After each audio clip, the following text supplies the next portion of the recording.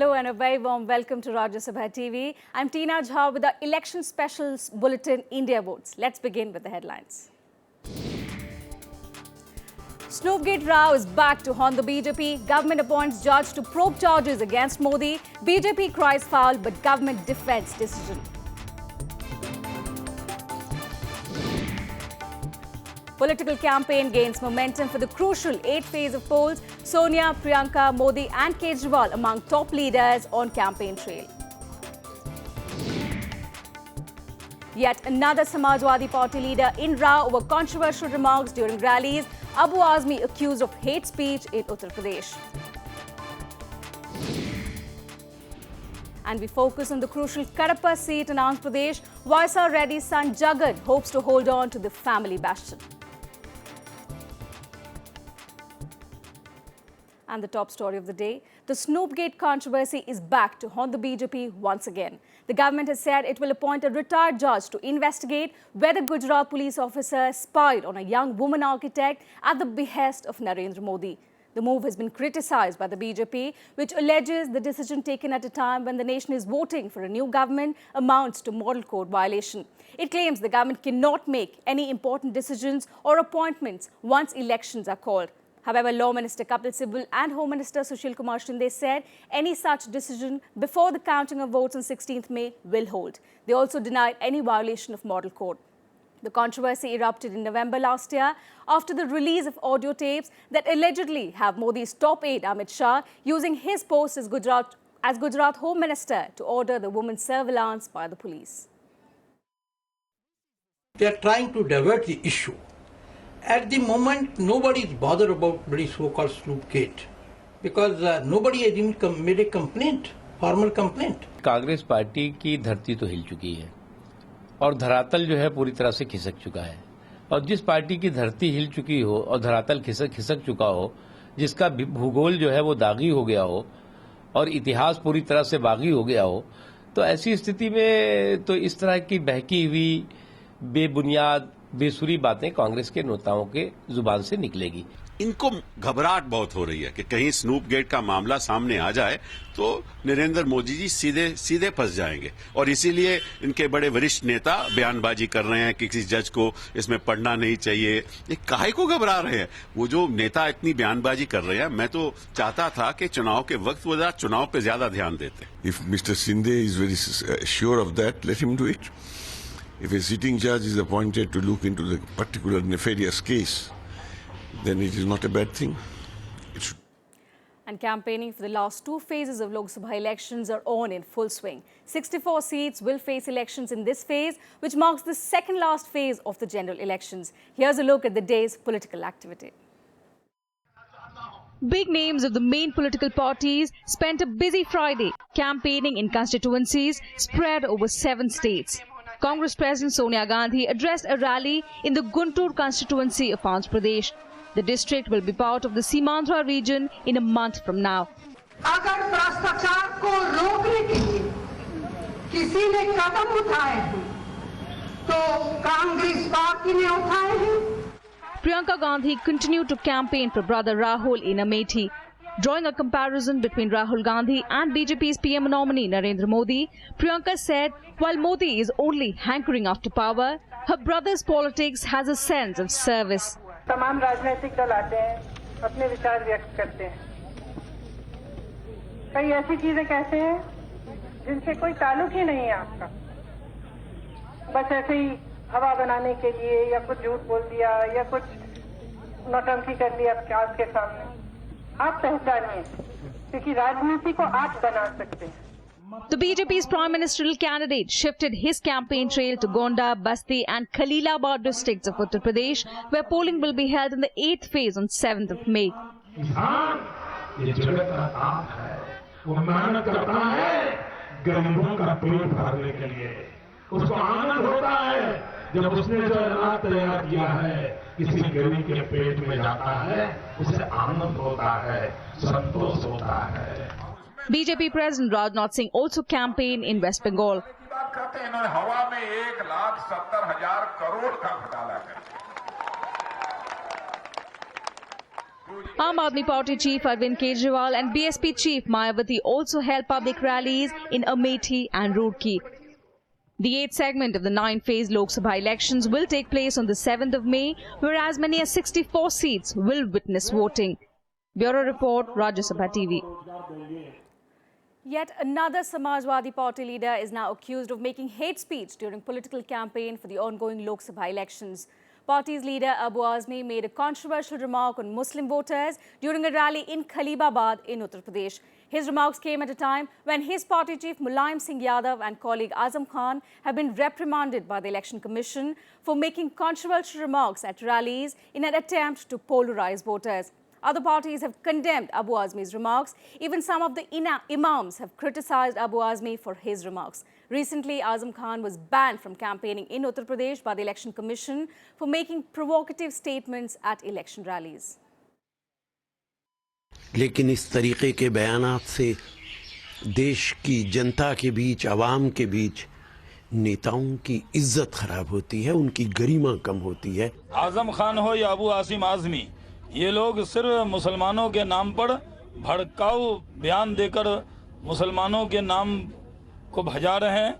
इनका कोई अस्तित्व नहीं है। ये सब इनका फ्रस्ट्रेशन है, इनकी मानसिकता बिगड़ चुकी है पूरी समाजवादी पार्टी की, इनके पूरे नेताओं की मानसिकता बदल चुकी है और ये जानबूझ करके इस तरह के बयान ऐसे दे रहे हैं जिनकी इनको समझ में भी नहीं आ रहा कि क्या बोल रहे हैं। देखिए, ये तो बहुत ही अटपटा बयान है और भारत के अंदर जमहूरियत है, डेमोक्रेसी है और वोटर पर कोई किसी का दबाव नहीं है।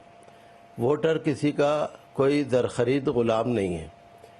तो कोई किसी भी लीडर को ये अच्छा नहीं लगता, उसके लिए मुनासिब नहीं है कि वो ऐसी बात करे और इसके लिए इलेक्शन कमीशन को भी कार्रवाई करनी चाहिए। YSR Congress's stronghold, Kadapa, is all set for the 7th May test, both for Lok Sabha and Assembly polls. YSR Congress Chief Jagan Mohan Reddy is contesting from Pulivendula in a bid to become the next Chief Minister. He had never contested in Assembly polls in the past. Now, will the legacy of his father, YSR Reddy, and the bifurcation of Andhra Pradesh help Jagan win? Our correspondent Raj Kumar Rao finds out.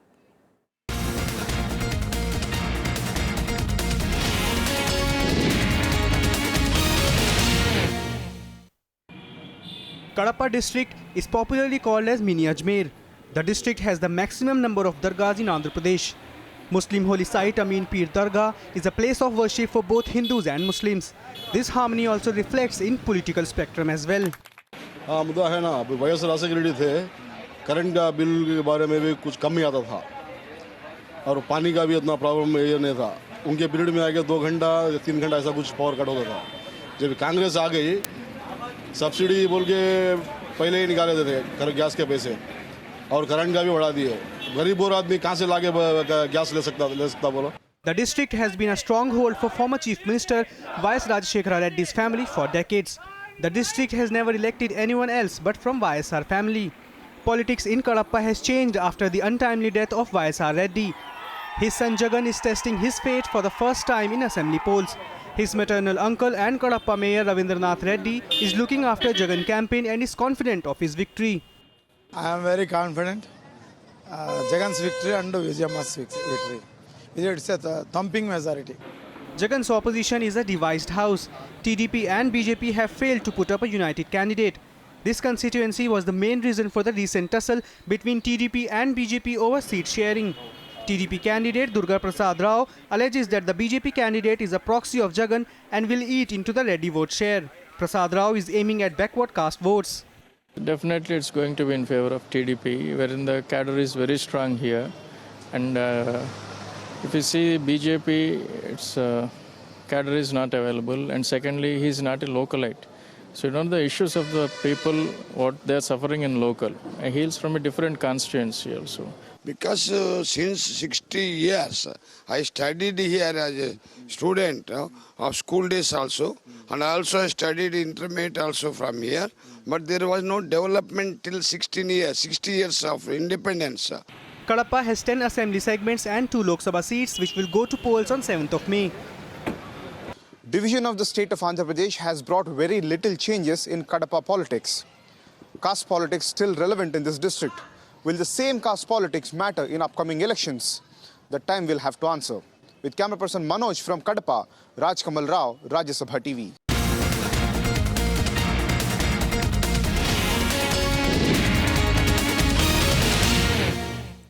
And with that, we head into a very short break. More election stories on the other side. Stay with us.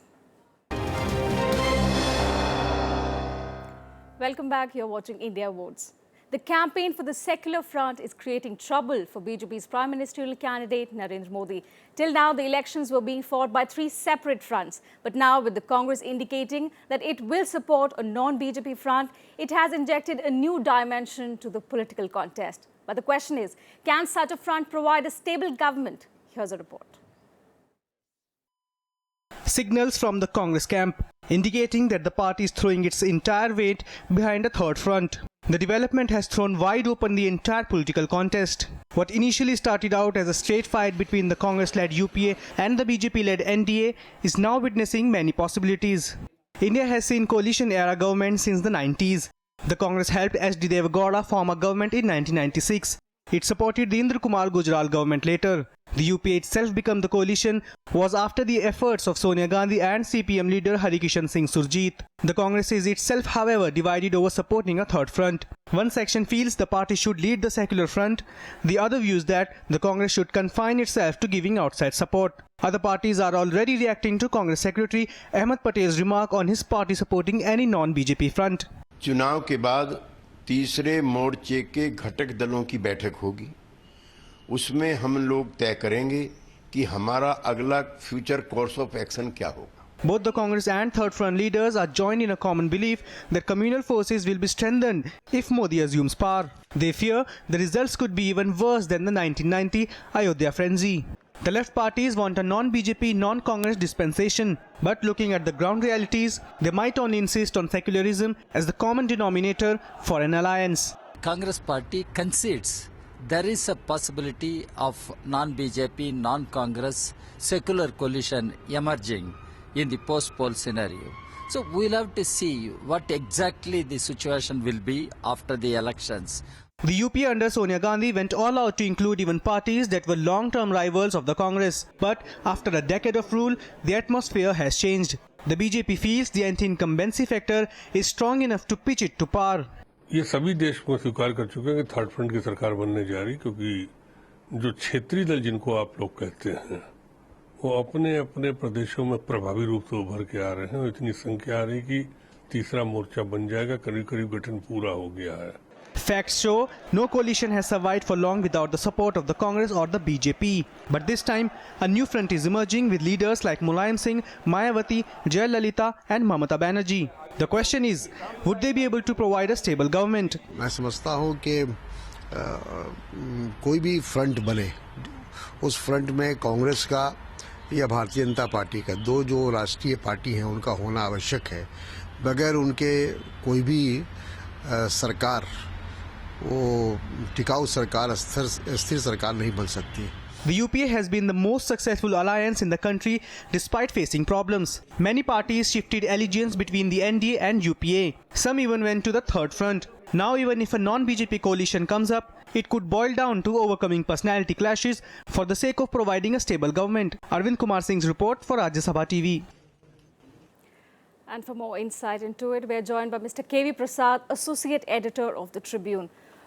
Welcome to Rajya Sabha TV, sir. Thank you. Like we saw in the report right now, the third front is coming back to the fore once again, the formation of the third front. So in the current scenario, how realistic do you think are the chances of such a government coming to power? Well, I think it's a little too premature to really talk of a third front government coming to power, in the sense we still have 100 votes to 100 seats to be polling to take place, 7th and 12th. So exactly 10 days from now, all the 543 seats would have actually cast, people would have cast their votes. The fact that there is a possibility of a third front or a third alternative has been talked about even before the elections. In fact, 11 political parties outside the Congress and BJP front have come together in a loose coalition. They haven't really not had a seat sharing arrangement really in place. The whole idea was to see for an alternate platform outside of the Congress-led or the BJP-led alliances. That having been said, the Congress of late has started talking of a possibility because probably for whatever reason, how and why is a strategy or is a tactic or are they seeing writing on the wall? We don't know. But the fact remains, we'll have to wait till the 16th really to come to a conclusion that unless the numbers show up, in fact, this is what the third alternative leaders have been talking about right from the beginning. From the day they started this thing, if you really go back, it started in October 2013 when 11 of them came together. In fact, 14 of them came together and held a meeting in Delhi. And since then, 11 of them joined hands and they said they're all part of the front. It's another matter, some of them moved to other camps. Right, so that's what we've seen. When we headed into the elections, there was a direct contest between the BJP and the Congress. There was a third front, but the direct contest was always between the NDA and the UPA. But now with Congress now indicating it may support a non-BJP front, do we then see a third front, maybe the Congress giving outside support to the front like it has in the past? See, let us get this very, if you really look at it, it's not just a bipolar thing. In India, Congress and BJP, of course, are the two big national parties among the 6 or 7 that are registered with the Election Commission recognized as national parties. The BSP is one of them, CPM is another, the NCP and so on and so forth. So of the big two, it is they who, since 1998, it is either the BJP-led NDA or 2004, the Congress-led UPA. Why? Because the previous experiments had shown that any coalition which is led by other parties has not had the requisite stability to run the government for various reasons. The parties supporting from outside pulled the rug, differences on informations, differences in policies and programs. The Congress, as I said, towards the last 3 phases of voting in this elections has started talking of it. Is it possible? We may do it, we may not do it. There are voices, different voices have come. Maharashtra's Chief Minister, Mr. Prithviraj Chauhan was one among the first to say this. Then came other people coming in. We also had Sharad Pawar talking of a possibility. So these are issues which will continue to be discussed and debated as the elections taper off. Also, like you said, the stability factor, of course, is a concern because in the past, in the 90s, we've seen how a non-BJP, non-Congress government hasn't done well. Also because the data tells us clearly that the stability record has been really poor. The VP Singh government has been there only for 12 months. The Chandrasekhar government only for 7 months. In fact, the Devagowda government lasted only for 29 days. In the current scenario, if a third front comes and if the Congress lends outside support, how crucial is the stability factor? And also because now we've seen over the years, India has, the coalition politics in India has matured. We've seen how the UPA has carried on for 10 years and it has held strongly. So coalition politics has clearly emerged stronger. That is because the big 2 political parties, the BJP and Congress, have realized that they cannot get the numbers alone. They have to work in coalition and being the leader of the coalition, because with more number of seats, automatically they became the leader. Because even in 1996, this debate was there. How a Congress party supporting the Devagowda United Front government from the outside, it was bound to be unstable. For the various reasons, the personality clashes on policies, clashes on issues, which was in direct conflict. In fact, I remember in 1996, the then Congress President Narasimha Rao had to do a lot of explaining to his own party MPs who came and protested, how can we support a party or a government with whom we had a political battle out in the field just about a few weeks ago. So there was an inherent contradiction that existed. Now that we talk of stability, now stability would be on policies. If there is no clash of ideas, if the ideas are the same, a lot of parties started with a common minimum program. If you remember, even 2004, UPA had a lot of problems. The left parties with 60 MPs were supporting from outside. But on major policy issues, there was a big deviation. There were a couple of occasions when the left parties threatened to pull out of first the coordination committee, they suspended their attending meetings, and eventually they pulled out of the government in 2008 on the nuclear deal. It is another matter that the Manmohan Singh government got the majority, survived a vote of confidence, but that instability also was a factor even then. It is when the ideas don't match, when different parties have different ideologies, different parties have different policies. When there is a clash of policy, obviously these things will not work. Also, sir, what we've seen, unlike the past, this time they're portraying the third front as a secular front. But with a combination of parties who have in the past allied with the BJP, like the AIADMK, the most recent being the JDU. There's also been the BJD.